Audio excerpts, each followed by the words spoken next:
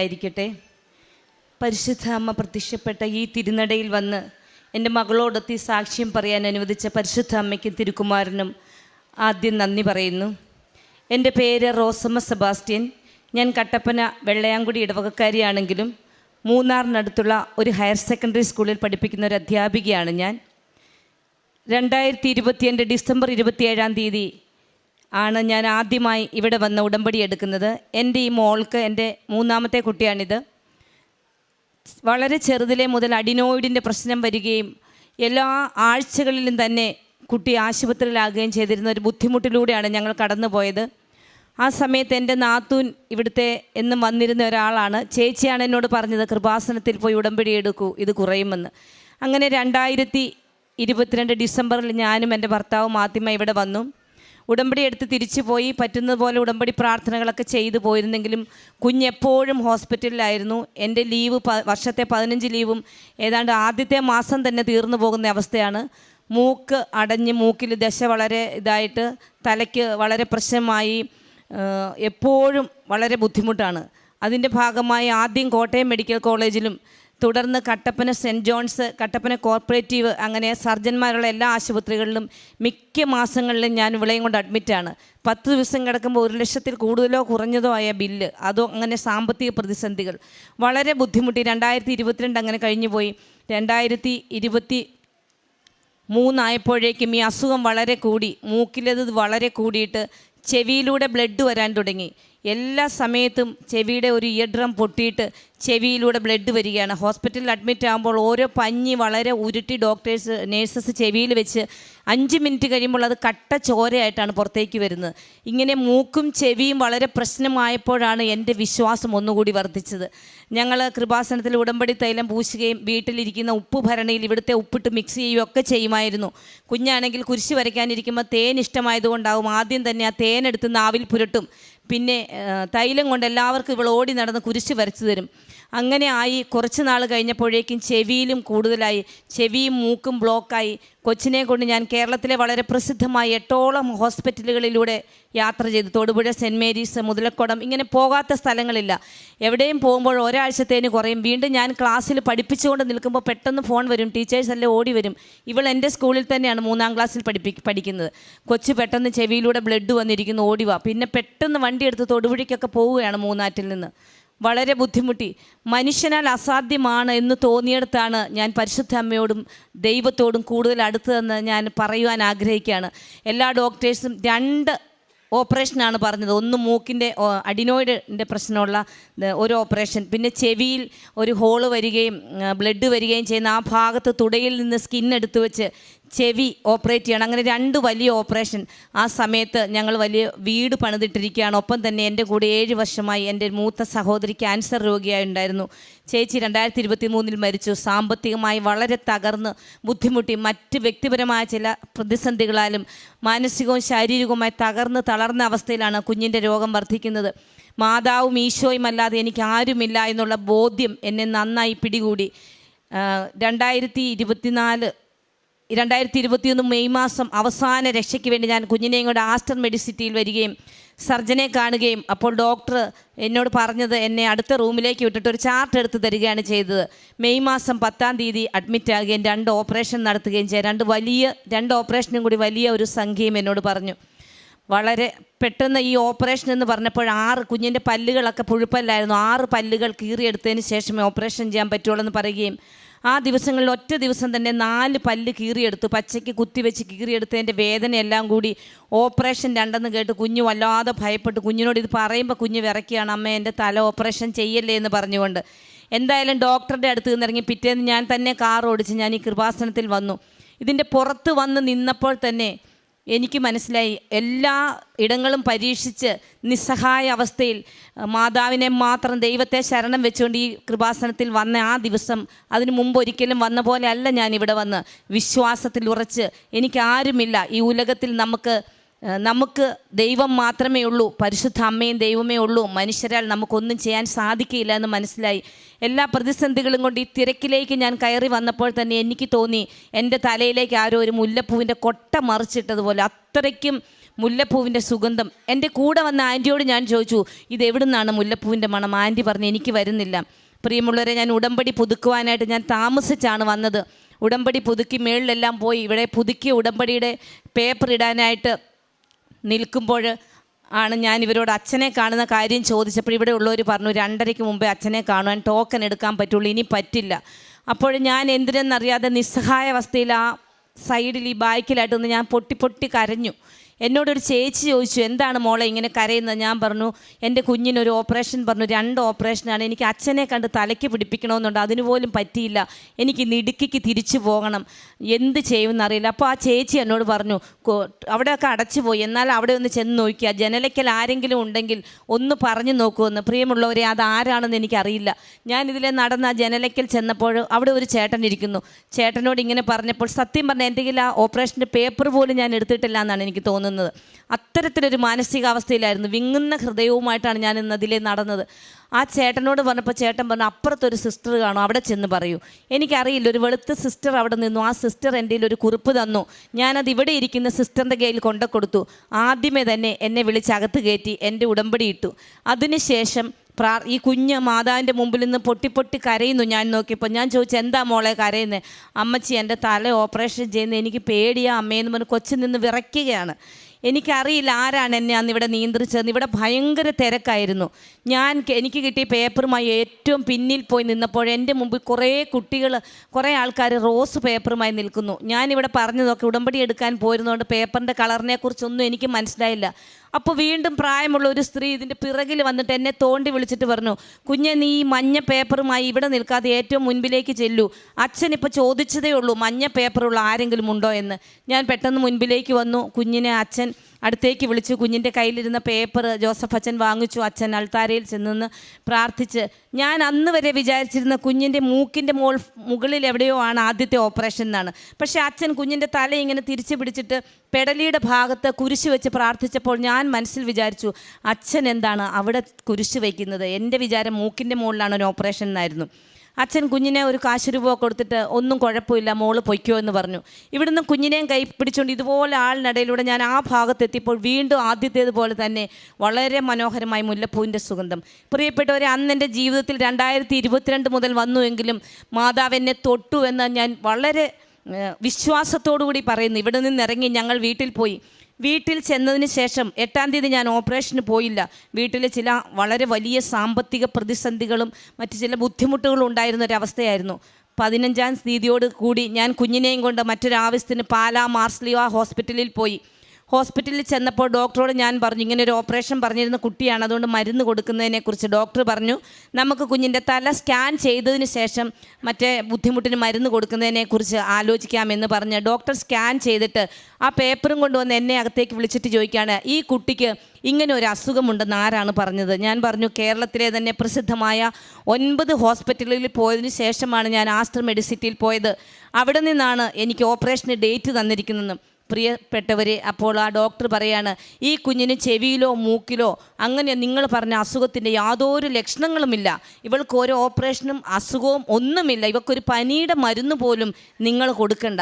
അത് പരിശുദ്ധ അമ്മയുടെ ഒരു വലിയ സാക്ഷ്യമായി. ഞാൻ അപ്പോൾ തന്നെ ആശുപത്രിയിൽ നിന്ന് തന്നെ പലരോടും പറഞ്ഞു, ഇതേ ഞാൻ 10-ാം തീയതി ഓപ്പറേഷന് പറഞ്ഞിരുന്നതാണ്. 10ാമത്തെ ഹോസ്പിറ്റലാണ് ആസ്റ്റർ മെഡിസിറ്റി.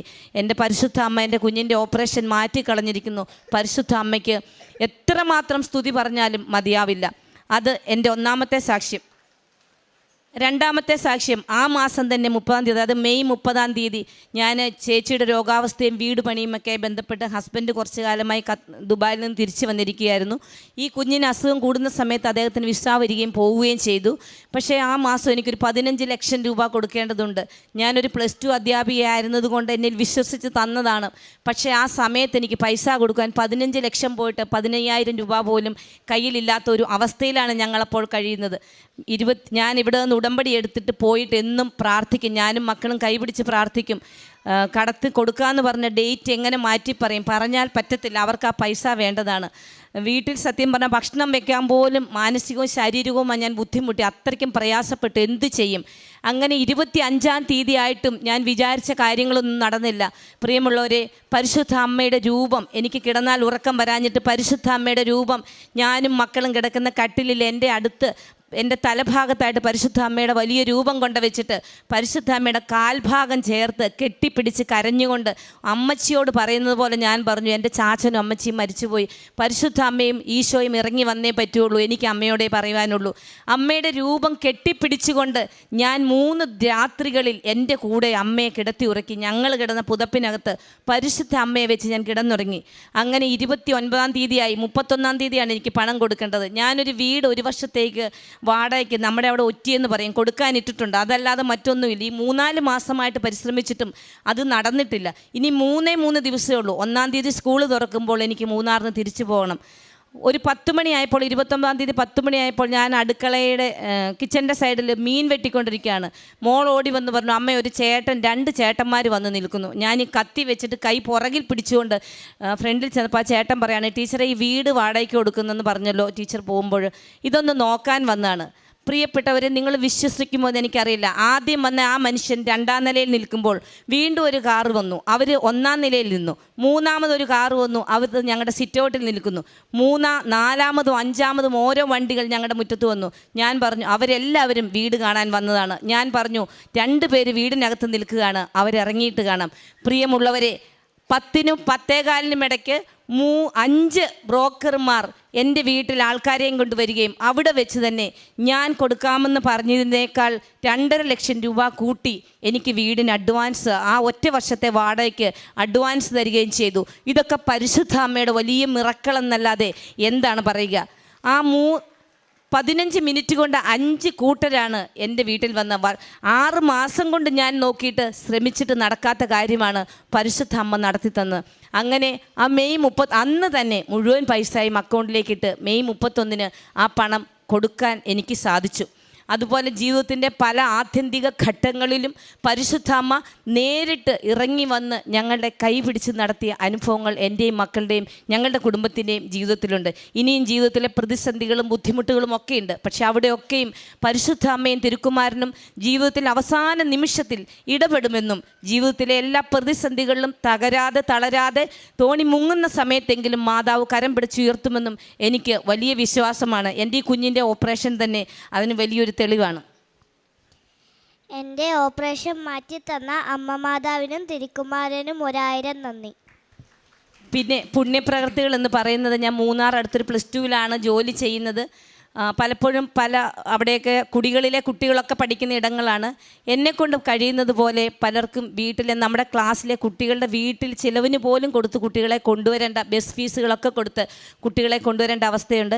എൻ്റെ ഏത് പ്രതിസന്ധിയിലും എത്ര കഷ്ടപ്പെട്ടിട്ടാണെങ്കിലും അങ്ങനെയുള്ള കുട്ടികൾക്ക് അവരുടെ കുടുംബത്തിന് എന്നാൽ കഴിയുന്ന സഹായം ചെയ്യുന്നുണ്ട്. അതുപോലെ തന്നെ രോഗികൾക്ക് നമ്മുടെ കയ്യിലില്ലെങ്കിലും അവർ ചോദിക്കുമ്പോൾ എവിടെ നിന്നാണെങ്കിലും കുറച്ചെങ്കിലും കൊടുക്കാൻ ശ്രമിക്കുന്നുണ്ട്. കഴിഞ്ഞ 2 വർഷമായി എല്ലാ ദിവസവും എൻ്റെ ഫോണിൽ ആദ്യം ഞാൻ എഴുന്നേറ്റ് വരുമ്പോൾ തന്നെ ഈശോയുടെയും പരിശുദ്ധ അമ്മയുടെയും മുമ്പിലിരുന്ന് വചനം വായിച്ച് എൻ്റെ അന്നത്തെ ദിവസം കർത്താവിന് സമർപ്പിച്ചിട്ടാണ് ഞാൻ കിച്ചണിൽ പോയി ചായ ഇടാറുള്ളൂ. എൻ്റെ ഫോണിൻ്റെ എല്ലാ ദിവസവും ആദ്യത്തെ സ്റ്റാറ്റസ് ഞാൻ വായിക്കുന്ന ബൈബിൾ വചനങ്ങളാണ്. അതുപോലെ തന്നെ വീട്ടിലെ പ്രാർത്ഥന, അതുപോലെ തന്നെ ഞാൻ പോകുന്ന ഇടങ്ങളിൽ ചിലപ്പോഴൊക്കെ ക്ലാസ് എടുക്കാനോ കുട്ടികളോട് സംസാരിക്കാനോ ഒക്കെ പോകുമ്പോൾ ഇങ്ങനെ എൻ്റെ ജീവിതത്തിലുണ്ടായ അത്ഭുതങ്ങൾ ഞാൻ എല്ലാവരോടും പറയാറുണ്ട്. കൃപാസനത്തിൽ നിന്ന് കിട്ടിയ പത്രം പലപ്പോഴും ഞാൻ ബസ് സ്റ്റാൻഡുകളിലും മറ്റിടങ്ങളിലും ഹോസ്പിറ്റലുകളിലും ഒക്കെ കൊണ്ട് കൊടുക്കാറുണ്ട്. കഴിഞ്ഞ മാസമാണെങ്കിലും വന്നില്ലെങ്കിൽ എൻ്റെ നാത്തൂൻ ഇവിടെ വന്ന് വാങ്ങിച്ചുകൊണ്ടുവന്ന പത്രങ്ങൾ കൊണ്ട് കൊടുക്കാറുണ്ട്. മക്കളെ കൊണ്ട് 3 പേരെ കൊണ്ടും വിശ്വാസ ജീവിതത്തിൽ അടിയുറപ്പിച്ച് ജീവിക്കുവാനും അവരും നല്ല വിശ്വാസികളായി നല്ല രീതിയിൽ വിശ്വാസത്തിൽ ജീവിക്കുന്നതും അവർ വഴി മറ്റുള്ള കുഞ്ഞുങ്ങൾക്ക് ദൈവവചനം പറഞ്ഞു കൊടുക്കാനും ഒക്കെ ശ്രമിക്കാറുണ്ട്. അതുപോലെ തന്നെ കൃപാസനത്തിലെ ഉപ്പും തൈലവും ഒക്കെ എല്ലാവർക്കും കൊടുത്ത് വിശ്വാസം അവരെ കൂടി വിശ്വാസത്തിൽ ആഴപ്പെടുത്തുവാനായിട്ട് ശ്രമിക്കാറുണ്ട്. ഒത്തിരി ഒന്നും ചെയ്യാറില്ലെങ്കിലും ചുരുങ്ങിയ ജീവിത സാഹചര്യങ്ങളിൽ പറ്റുന്നത്ര പുണ്യപ്രവർത്തികൾ ചെയ്യാൻ സാധിക്കുന്നുണ്ട്. അപ്പോൾ ഇവിടെ വന്ന കൃപാസനവുമായി ബന്ധപ്പെട്ടതിന് ശേഷം എൻ്റെ വ്യക്തി ജീവിതത്തിൽ അടിയുറച്ച ദൈവവിശ്വാസവും പരിശുദ്ധ അമ്മയോടുള്ള ഭക്തിയും മറ്റുള്ളവരെ കൂടി ദൈവവിശ്വാസത്തിലേക്ക് കൊണ്ടുവരുവാനും മറ്റ് ഫോണും മറ്റ് കാര്യങ്ങളും ഒക്കെ ഉണ്ടെങ്കിലും അതിൽ കൂടുതൽ സമയം രാത്രിയിൽ ഞാനും എല്ലാവരും കിടന്നുറങ്ങുന്നത് ഇവിടുത്തെ സാക്ഷ്യം കേട്ടുകൊണ്ടാണ്. ഒരു ദിവസം സാക്ഷ്യം വെക്കാതെ ഞാൻ കിടക്കാൻ ശ്രമിച്ചാൽ, ഞാൻ എന്തെങ്കിലും വാർത്ത വെച്ചാൽ അപ്പം തന്നെ കുഞ്ഞ് പറയും, അമ്മേ സാക്ഷ്യം വെച്ചല്ലേ എന്നും ഉറങ്ങാറ്, സാക്ഷ്യം വെക്കാൻ പറയും. സാക്ഷി ഓൺ ചെയ്ത് അത് എപ്പോഴാണോ തീരുന്നതെന്ന് എനിക്കറിയില്ല, അതിനിടയ്ക്ക് എപ്പോഴും ഉറങ്ങിപ്പോകും. അങ്ങനെ വളരെ വലിയ ഒരു ക്രിസ്തീയ ജീവിതത്തിൽ അടിയുറച്ച് പോകുവാനും മറ്റുള്ളവരിലേക്ക് കൂടി ഈ വിശ്വാസത്തിൻ്റെ നന്മ കൊടുക്കുവാനും ഞങ്ങൾ ശ്രമിക്കുന്നുണ്ട്. ഇനിയുള്ള പ്രതിസന്ധികളിലും പരിശുദ്ധ അമ്മ നിലനിർത്തും എന്ന് തന്നെ വിശ്വസിച്ച് ഉറച്ചു പറഞ്ഞുകൊണ്ട് പരിശുദ്ധ അമ്മയ്ക്കും തിരുക്കുമാരനും ജീവിതം കൊണ്ടും ഇവിടെ വന്നു നിന്നുകൊണ്ടും 1000 നന്ദി പറഞ്ഞുകൊണ്ട് നിർത്തുന്നു. നന്ദി.